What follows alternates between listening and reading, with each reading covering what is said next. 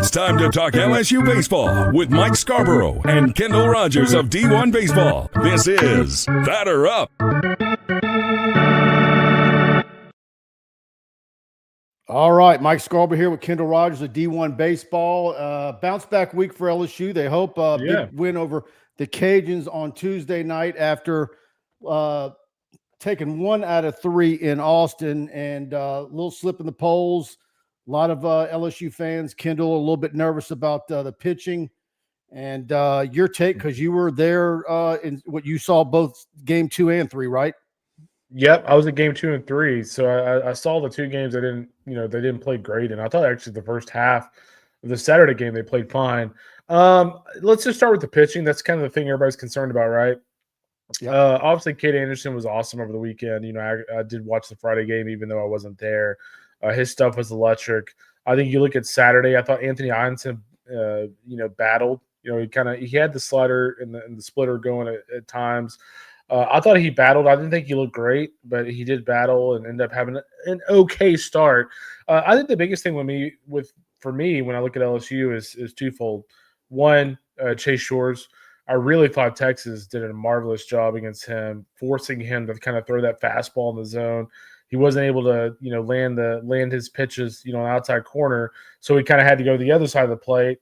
And when that happened, they kind of made him pay for it a little bit. So I thought they did a really nice job against Shores. I think the other thing for me too is I'm a believer that this is a pitching staff that, as of right now, other than maybe Zach Callen and Casey Evans, is a bullpen full of guys that are premium arms, but not premium refined. And what I mean by that is, Will Schmidt.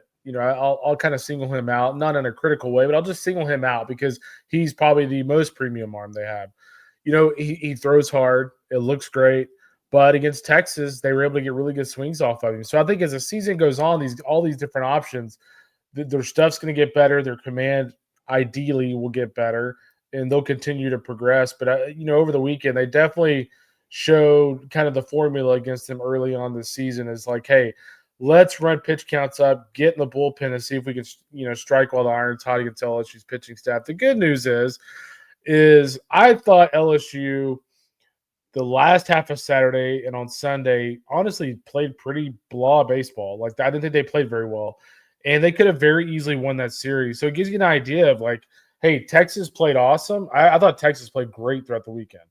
And so I don't want to act like I'm taking anything away from them. But they played great baseball throughout the weekend. I thought LSU the last 13 innings did not play very good baseball, and LSU was still in it. So that gives you an idea of like how good this team can be. I think we saw like how resilient this team is by the way they played against the Cajuns on Tuesday. It would have been very easy coming off a series like that against, I say an in-state rival, and be a little down. But they came out on fire.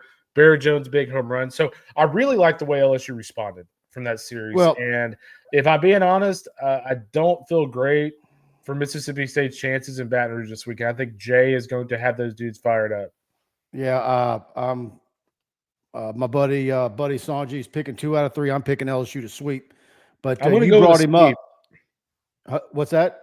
I'm going to go with a sweep. I think LSU – I think with the way that ended on Sunday, Jay – I don't think I've seen Jay that mad in a while. I can promise you their practices this week were not the easiest. You brought him up, Schmidt, and Kenny Haines, of course, our title sponsor of this show. That's one of his questions. He said Schmidt seems to have lost a lot of confidence and doesn't have the mound presence he started with. Did you sense that when you saw him, and is there any way out of it except for experience? Yeah, that's a great question. And, I don't know if I noticed like lack of confidence. I think, when you're a freshman in the SEC and you go on the road to Texas or anywhere else that's a big time environment, it's tough, man. It's a little different than playing high school ball in front of 150 people. So, let's see how he progresses. I mean, this stuff's real. I mean, I was behind home plate for a little bit of his short outing. And, I mean, it's electric stuff. And sometimes it just takes some time. This is a guy that was doing really well in the midweeks, but let's not forget those were home games. So, first time on the road for him wasn't great. We'll see what happens this weekend. All right. I mentioned his name. Let's hear from Kenny. Kenny Haines is a proud 1989 graduate of LSU Law School with a passion for justice. Kenny stands out as the only lawyer in the state, board certified in both appellate practice and family law. Drawing from 34 years of trial experience, Kenny has navigated the most complex aspects of real people's lives. If you need help in Northwest Louisiana with a family issue, legal issue, or a highly skilled trial attorney, call Kenny 318-222-2100. There you go. And of course, Kenny is the official attorney of TigerBait.com. And Kendall, what to expect from Mississippi State? It looks like they're going to pitch their ace and hold him for game 2. Interesting. Yeah. I mean, I'll say this about State. I mean, Pico Cone's really good. He's kind of an interesting arm in the sense that, it's very unorthodox looking. He honestly just kind of looks like he's up there playing catch. That's just kind of how natural he looks pitching. But, I mean, he's been awesome this year. I mean, I think teams are hitting like 148 against him. I want to say his ERA just a hair over 2. He was really good the day I saw him in Minute Maid. So, he's a really nice piece for them. I just think for Mississippi State, outside of him, there's just not a lot with their pitching staff that scares me. I mean, I look up and down this. I'm just looking at all the different names and remembering the guys that I've seen. Ben Davis is an okay arm. I mean, all these different guys. I mean, Hungate's just an okay arm. They don't really have any arms that'll come out of the bullpen and just blow you away. The one guy I do like, and I actually kind of feel like Lamonis hasn't gone to him enough, is Mikael Grant. He was one of the top, freshmen in the country last year. He was hurt. I want to say LSU. I think A&M Tennessee. I think everybody went after this guy. He was up to 98, 99 for me at Minute Maid a few weeks ago. And, he still only has, 7 appearances for the year. So I kind of wonder, he's pitched really well at times. I kind of wonder if he's one of those guys, because of his premium stuff, they try to rely on a little bit. I think offensively, for Mississippi State, I do not believe that they're one of those teams who, I don't think they're going to get hot and score 10 runs in a game this weekend. But what they are is one of those teams that will be opportunistic. Noah Sullivan's a nice power piece. I know he's only got 4 home runs, but he can most definitely hit for power. Nolan Stevens can hit for a little bit of power. Hunter Haines is kind of the same way. But the guy that, for me, that I feel like is the most dangerous is Ace Reese. I mean, Aaron Downs could be that discussion too, but Ace Reese, I've got a lot of history with him. I saw him in the fall at U of H, Houston. His freshman year before he transferred over to Mississippi State. And it was like one of those guys, you go watch him in the fall and it's like, okay, this guy's a superstar.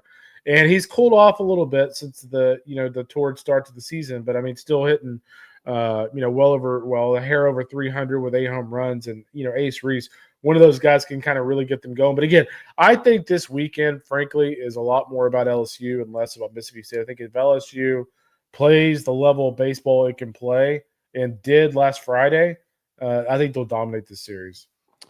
Iron Center Shores, which one is most likely to get moved out of the rotation and into the pen? Great question. I'm going to go with Shores. I mean, the thing about Chase is, Ianson can at least throw 3 pitches for strikes at times. Shores over the weekend couldn't throw either pitch for either the slider or the fastball for strikes. So it just makes you wonder if he's more suitable to come out of the bullpen, be amped up a little bit, because it's a totally different preparation process. Maybe he is designed to, more to come out of the bullpen. And you know what? Chase is already throwing up to 99. Maybe he's one of those guys when he comes out of the bullpen is like a Tanner Franklin, or remember Ben Joyce at Tennessee, where he's throwing 99, 101, 102 to go with that slider out of the bullpen. Maybe he even throws a little bit harder.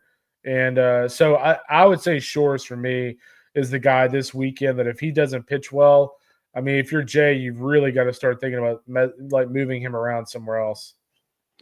Aggie Hater 245 writes in and says, I like the name.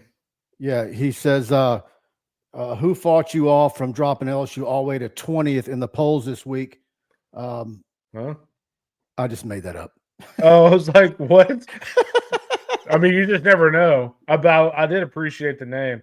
You know what? I will touch on I made that up too. I made that up too, Kendall. That's good. Hey, I like it. I appreciate it. I was a little confused. It is interesting the way rankings have kind of have gone in the last week. What was it, like 2 weeks ago? We were arguing about Tennessee versus LSU, and LSU slid a little bit. But all those teams are in that top 8, that top 9. I mean, kid, I don't envy y'all, man, because it really is. It's like onion skins between a lot of those teams. Oh, dude, it's so close. And here's the thing, too. Like, I mean, we kind of had a debate internally because I kind of wanted to keep LSU in the top 5. And it's like, well, I mean, you're just totally going to act like, Texas didn't win that series. So that was a good point. So you kind of had to have Texas ahead of them this week. It'll all work itself out. I can promise you Jay Johnson does not give two you-know-what about rankings.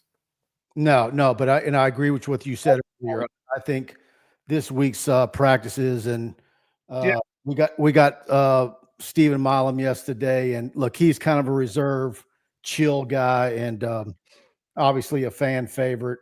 He told a great story about his the cleats he was wearing, the red, white, and blue ones yesterday, and of course his dad being in law enforcement, and was honoring a deceased uncle that was also in law. Oh, great. But you can just tell around that facility, Kendall, that it's been a very focused week.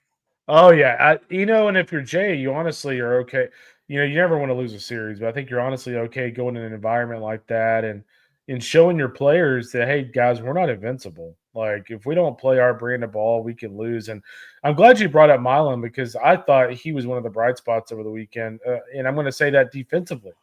Barrett Jones is obviously great offensively, defensively, but Milam, to give him a lot of credit, this was a guy that I thought coming into the season, a little bit like we were with JT 2 years ago.